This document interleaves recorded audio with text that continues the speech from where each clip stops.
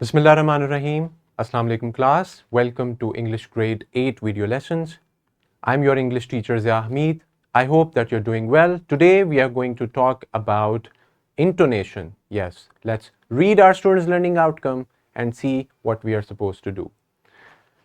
This is about our reading and critical thinking competency, and this is our lecture number 4C with the SLO demonstrate understanding of familiar sentence patterns using knowledge of syllables, mark the multisyllabic words in a sentence to decode it, pronounce correctly, and also read unfamiliar sentence patterns fluently with proper stress, expression, and joy. This is where your intonation comes in. We are going to recall and see what is a syllable word. There are different syllables. There are words with multi-syllables and we need to pronounce them correctly. And we pronounce them using a proper stress, the rise and falling, and this is what we call intonation. So we are going to see that how intonation helps us in pronouncing these multi-syllabic words. Now, you can see this vertical linkage, students. Let's move on to our brainstorming. Now, let me ask you this very basic question. As you can see over here, what is a syllable? Have you ever heard this word before? Are you aware of it? Just think about it and we can move on. Yes, syllables are actually the units of when we are breaking down words into different beats. That's what we call syllable. Let's read the basic definition. A syllable is nothing but a beat of sound in a word. So, when we are reading words, there are different beats and sounds, and we divide them into different sounds and different syllables. The beat can sometimes be part of a word or the whole word. For example, take this word window. Yes, pronounce it, students. Window. It has two beats, win and do. Yes, window. We are having two breaks in the word and we are having two syllables. But the word door had just one. Door. We are not taking any breath. We are not taking into breaks and we are not having any kind of beat. So this is just door with one beat. So breaking words down into their syllables can be really helpful when you are learning the spellings and also when you are learning to say them correctly according to English standard pronunciation. So window has two syllables. The word door is having just one syllable and one beat. That's it. Now that we are aware of what a syllable is, I know that now you can easily find out about syllables in different words. Here is a list of words with different syllables divided. The word tie has one syllable. It has one beat. Rescue has two syllables, res and q. Alphabet. Say this word. Alphabet has three syllables. Alphabet. Activity has four syllables and the word electricity has five syllables and five beats. You can clap your hands, thumb on the desk and say these words to actually recognize the beats and syllables in that word. Now, let's talk about intonation. Let's see what it is. Intonation describes how the voice rises and falls in our speech. So the rise and fall of our speech when we are saying words is our intonation. Now there are three main patterns: falling intonation, rising, and fall rise. Yes, falling, rising, and fall rise intonation. Let's talk about falling intonation. Falling intonation describes how the voice falls on the final stressed syllable of a phrase or a group of words. Now, let's look at this. We are going to fall our voice and down our voice.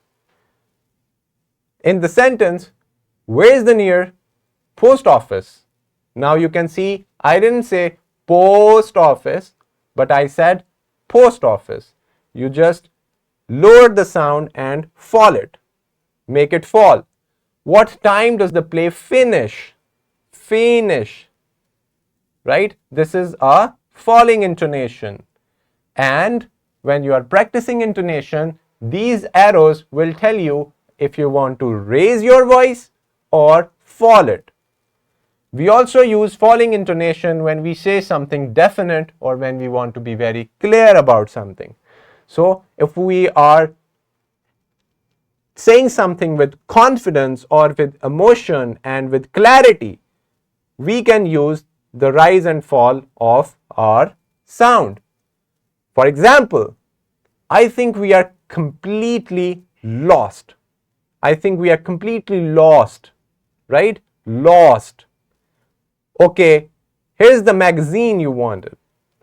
Now, what are you handing over? You're handing the magazine. Okay, here's the magazine you wanted. I think we are completely lost. So you can see that this shows the definity and the actual determination and expression of your word and of your meaning of the word. Now, we learned how we can make our voice fall, like post office or different words that we have learned. Now let's rise our and raise our voice in rising intonation. Now this describes how the voice rises at the end of a sentence. Rising intonation is common in yes/no questions. And here we saw that the falling intonation is common in question tags or sentences with interrogative questions like where, what, and etc. Now, for the rising intonation, you actually have yes/no questions. I hear the health center is expanding. So, is that the new doctor? Doctor, not doctor. We are going to raise our voice over here. Doctor. Are you thirsty? Thirsty, not thirsty, right? We don't say, are you thirsty? We say, are you thirsty? We are going to raise our voice here in this consonant. Let's talk about the third one, which is fall rise intonation. It means it describes how the voice falls and then rises. So first the voice will fall, you will fall it, you will make it fall, and then you will raise it. So we use fall rise intonation at the end of the statement when we want to say that we are not sure or we may have more to add. For example, I don't support any football team at the moment. It rained every day in the first week. First week. Right? First week. First we lower our sound, we make our sound fall, and then we made our sound up and we raise it. First week. We use fall rise intonation with questions, especially when we request information or invite somebody to do or to have something. Now, what do the intonation pattern does? It makes the question sound more polite. Yes? Let's see if the questions are more polite and how we can use the rise fall intonation over here. Can you read this sentence by yourself? Now, when you are asking questions, you have to be polite and concerned. So you would say, is this your camera? Or you would say, would you like another coffee? Right? Would you like another coffee? Or you would say, is this your camera? So it means that you're posing a question, right? Is this your camera? Right. That's how we use the fall rise intonation. We learned how we can use the rise intonation, the rise intonation, the falling intonation, and the fall rise intonation. So this is a simulation link that you can watch to learn more about intonations with examples. And for the homework, all you're going to do is, when you're reading something, choose 10 words, count the number of syllables. We know that syllables are beats and the breaks in a word.